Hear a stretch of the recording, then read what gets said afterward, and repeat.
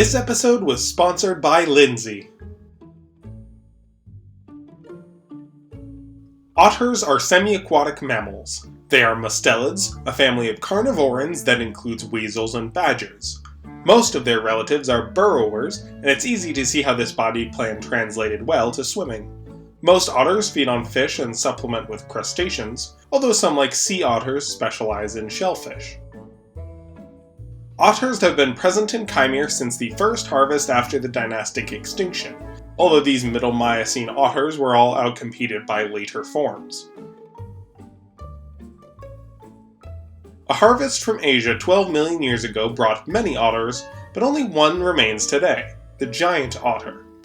They are most common in the Siritic wetlands, although are present in most warm wetlands of the known world. These solitary animals are specialized in tough-shelled prey like turtles, crustaceans, and mollusks. Their bite is astonishingly powerful.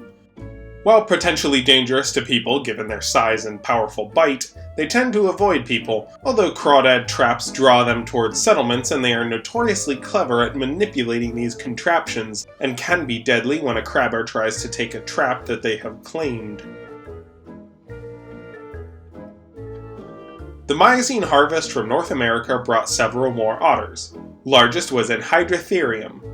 Long thought to be the ancestor of modern sea otters, this animal has no living descendants on Earth, and sea otters instead evolved from an African or Eurasian ancestor. On Chimer, this switch hitter of salt and freshwater has thrived. 3 descendants are found in the known world alone. The common sea otter of the inland sea is the most regularly encountered. They have thin fur, average around 80 pounds, and engage in fission-fusion social groups. Up to 50 animals will live together, although they usually forage alone or in pairs. They are generalists, seeking a wide range of fish and sea urchins, cephalopods, and shellfish that they can collect on the reefs and seagrass meadows. Competition with the much larger sea badger, a type of walrus, has kept them small as well as pressuring them to become increasingly social and competitive. The larger marine otter takes the estuarine inclinations of an Hydrotherium to its logical conclusion. Unlike sea otters of Earth and more like their cousins in the inland sea, they are generalists. They are solitary animals. Lacking blubber, they won't go deep, but they do prefer colder water, and travel north along the coast as currents bring cold water from the polar sea northward. They are not frequently encountered by chimerans given their range on the edges of the map, but they are by far the most widespread mustelid, being found far beyond the known world. Most elusive of the otters descended from an Hydrotherium is the giant Highland otter of Picardia. They are a large freshwater species. They are mostly found in the Great Lakes of the Highlands. They are sometimes found in the lowlands and estuaries, although the Highlands is where they are most abundant. Generalists, like their cousins, they feed on a range of fish, mollusks, and crustaceans.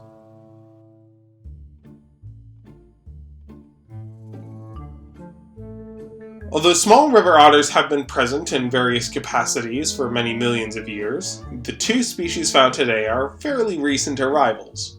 An otter from the modern genus Lutra came from Pleistocene Asia and quickly established itself throughout the known world. These otters are more social and intelligent than existing species, giving them significant advantages over their generally solitary competition.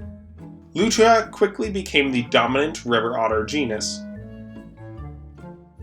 The later Pleistocene harvest from Europe brought in new river otters. Lutra brought at this time were integrated into the local populations, giving them a boost of cold resistance and allowing otters to spread into the highlands and along the southern coasts of Arvel and Picardia. A notable otter from this time was Hyenadont. This was a cold-adapted otter with stronger jaws, specialized in tough-shelled prey. Having this specialization in diet helped them establish themselves amidst competition with Lutra, as the more social river otters outcompeted a lot of the previous specialists. This otter, called the Picardiant or red otter, is found throughout Picardia and southern Arvel. One otter of the Lutra genus in Arvel became particularly successful around 100,000 years ago. They were socially complex and comfortable in both fresh and salt water.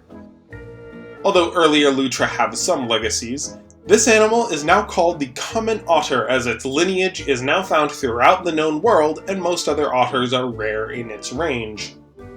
The common otter breeds fast, has nomadic inclinations, is extremely curious, creates a wide range of tools, and can hunt a range of food.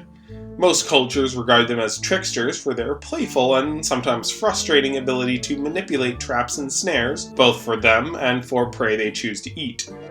In fact, they target traps or wait near them and let the traps do the work for them, making them a particular menace to the people who live near their rivers. So far, efforts to domesticate them and harness this clever critter have failed, as captive otters have much more inclinations to escape their enclosure than apply that effort into a domesticated setting.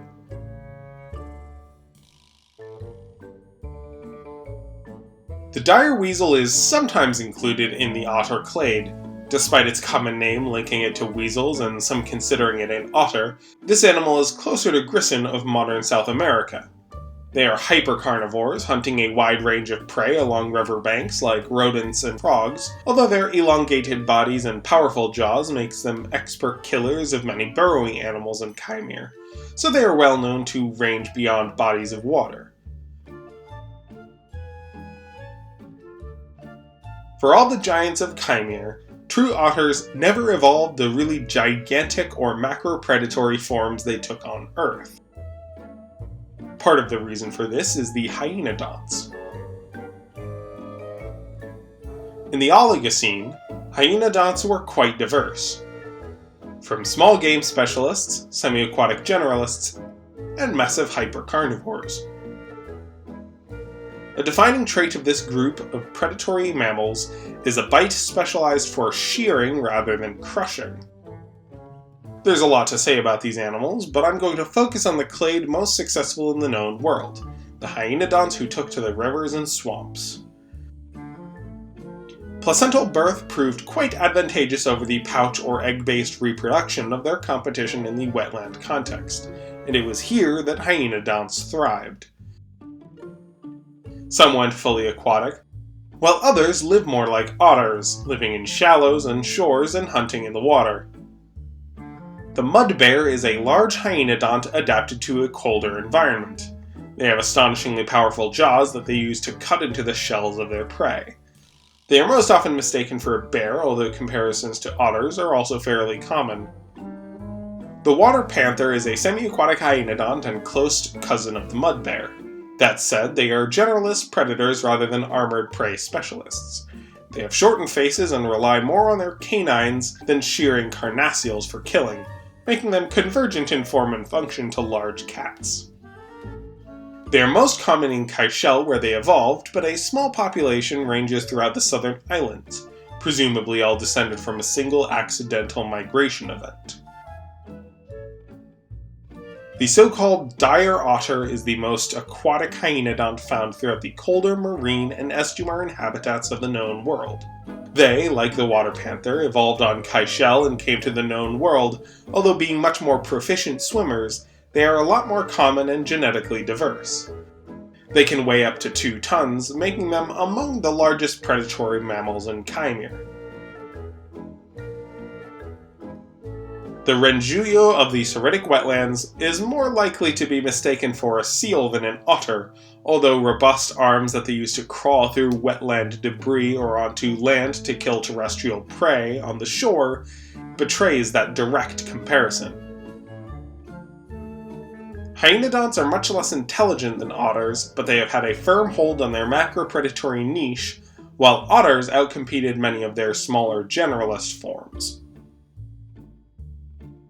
Although far from an otter, a Therocephalian from the Permanent Island has come to the known world with a body plan convergent with them in many ways. The Wakatelu is a specialist of ammonites. These cephalopods are not common in the inland sea, but thrive in the oceans beyond. The Wakatelu doesn't bother breaking the shell like kraken and mosasaurs do. They use their tusks to open the atychus, or door at the end of the shell, and sucking out the cephalopod, killing it instantly. Although there are accounts of Wakatelu employing this method against chimerans and other vertebrate prey, these reports are unverified, and almost certainly cases of wild imagination and embellishment. But Kaimere naturalists admit that it is theoretically possible. Occupying a niche with no specialized competition means that the Wakatelu has done quite well despite having such a narrow prey base. The curiosity, versatility, and tenacity of otters has been a tremendous boon to the clade. Since their introduction to Chimer, they have been a shining example of mammalian success and adaptability in such a competitive context as the known world. Thank you to Lindsay for sponsoring this episode. If there's a topic of Chimer you'd like me to cover, please email me at theillustratedmenagerie@gmail.com and we can get started. It's $100 for a single animal, $300 for a clade overview like this, or the episode on Titanosaurs last week, or if you'd like me to explore a biome in further detail. Thank you to everyone who has supported me on Patreon, being a sponsor, and by watching and sharing these episodes. It's enabled me to take a step down from my day job, which is very exciting. Working on Chimer as my full-time job has been a very long-term dream of mine, and I'm so thankful for all of your support in this. I am also very happy to announce that I have time to open commissions again. So if there is a creature of yours that you have in mind that you would like illustrated, perhaps an original character, or even just a dinosaur or other prehistoric animal you want reconstructed, please send me an email and we can get started. I've included the commission page in the description below. That's all for today. Thanks again for watching. Stay fantastic, everyone. Cheers, folks!